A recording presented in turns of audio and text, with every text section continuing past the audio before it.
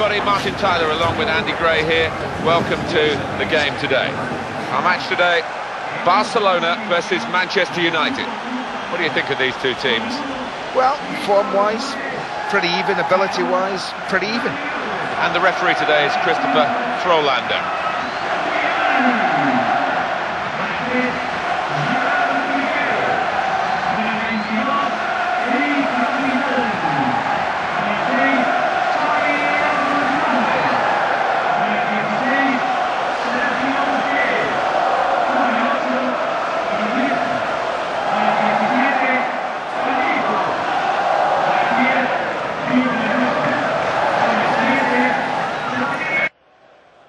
So much anticipation and away. Hello there guys, it's Adam here, aka Irish West Celtic here on Thursday when I'm recording this because I have my graduation tonight, so I want to get this up for you guys.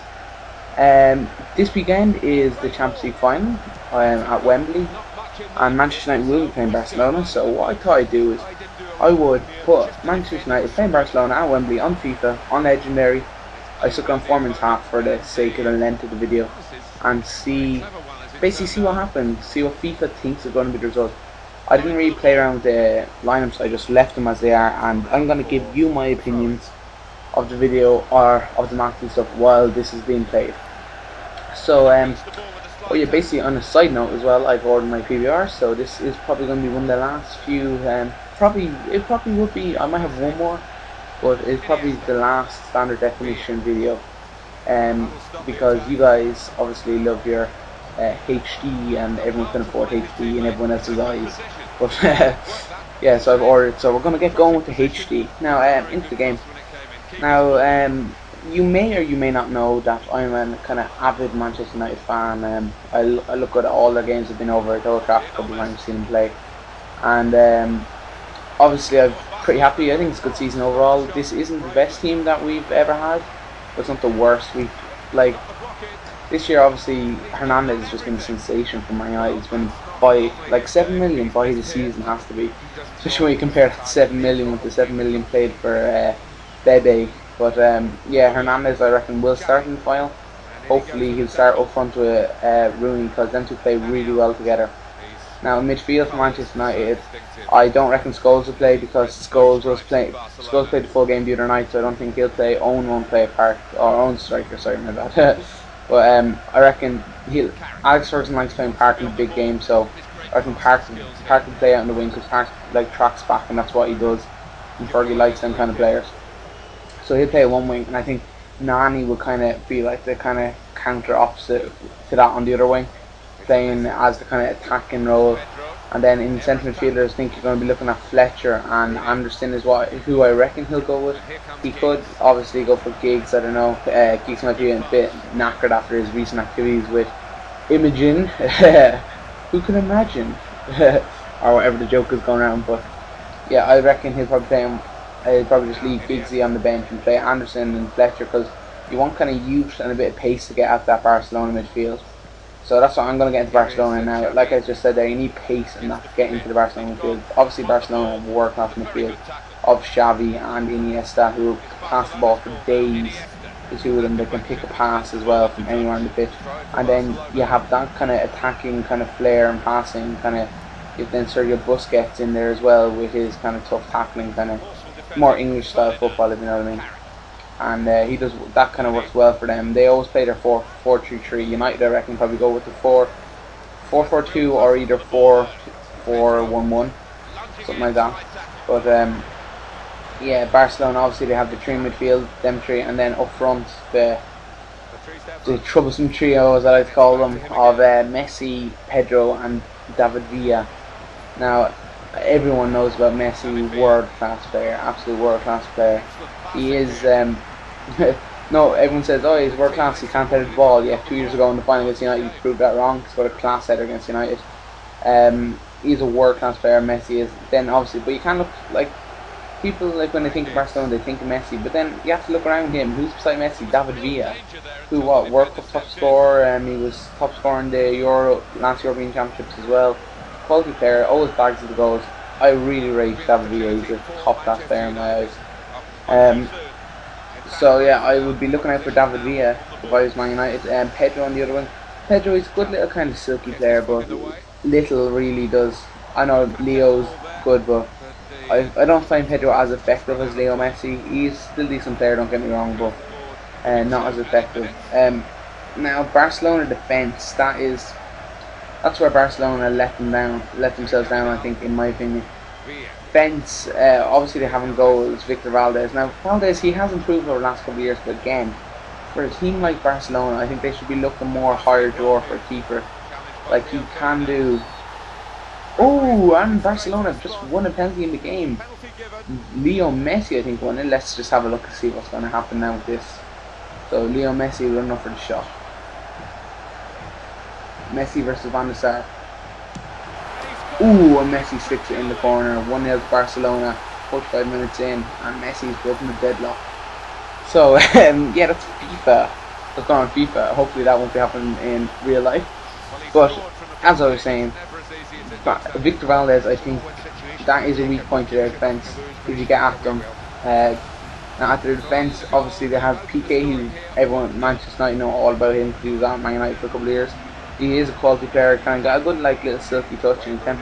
He's good for a few goals here and there as well. Yeah, so he's quite good. Then on the wings you have Dani Alves. I'm not sure who they might play Maxwell on the other wing. Obviously, those of you know, Abidal had I can't remember exactly what it was. I think it was cancer of some sort, and so he obviously won't be playing. But Dani Alves, now that's another weak point of their team. Dani Alves, I don't know. People think he's a quality player. I don't rate Alves. Whenever I've seen, I don't watch the Spanish league week in week out, but whenever I've seen him play for Barcelona in the Champions League, he hasn't looked all that to me. He attacks a lot compared, like he kind of neglects his defensive duties, in my opinion. You might have your own opinion on that, but I think that is somewhere I can get at him, especially if they put. It depends what way Ferguson's going to play him. I reckon he'll put Park on Alves to kind of counterbalance his attacking thing. But then if they put Nani on Dani Alves, you'd kind of have the opposite where both of them be going forward, so be leaving gaps in either defence. But they'll probably put Park on that wing. Ooh, good little shot there from David Villa. Yeah, they'll probably put Park on Dani Alves. Then centre backs, I reckon if they're playing Hernandez can really get at them centre backs. He makes good little runs, and Puyol, he doesn't have the pace he once did have. A good little shot from Rooney there. Yeah, so that's really that. I didn't really discuss Man United defence. United would probably, I'm guessing United are going to be going with Ever left back as always, Vidic and Ferdinand centre backs, and probably Rafael right back. So that's how I reckon they'll line up. So in the game, Manchester United are about to make the sum. So let's see who they're bringing on. They're bringing on Scholesy for Michael Carrick. That's a good move. Scholesy, a good little impact sub. But now, 2 years ago, you might know Manchester United did play Barcelona in the final. That final, okay, Barcelona did have the better of them. They did beat them 2-0. They kind of fairly outplayed Man United on the night. But if those of you who remember the game, I think it was about 5-10 minutes in, Park had a really good chance to score, and had that gone in, that game could have been totally different. The whole complexion of the game, United were on top for the first kind of 5, 10, 15 minutes. They had the better of Barcelona. Like everyone says that Barcelona is the world's best team. Like I do believe they are a really good team. They can pass the ball, the real nice skills and that kind of thing.